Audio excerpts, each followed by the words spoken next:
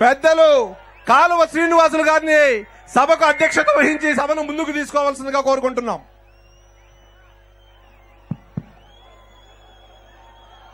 మొట్టమొదటిసారిగా మన ఊరికి ఎవరొచ్చారు?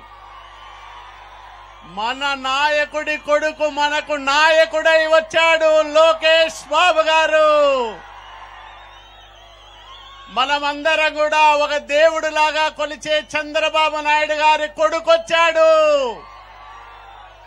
ఇప్పటి వరకు ఒక లెక్క, ఇప్పటి నుంచి ఒక లెక్కని ప్రత్యర్థుల గుండెల్లో రైళ్లు పరిగెడుతున్న నారా లోకేష్ బాబు గారు మన మధ్యకొచ్చారు, మన ఊరికొచ్చారు. ఘనంగా చప్పట్లతో స్వాగతం పలుకుదాం.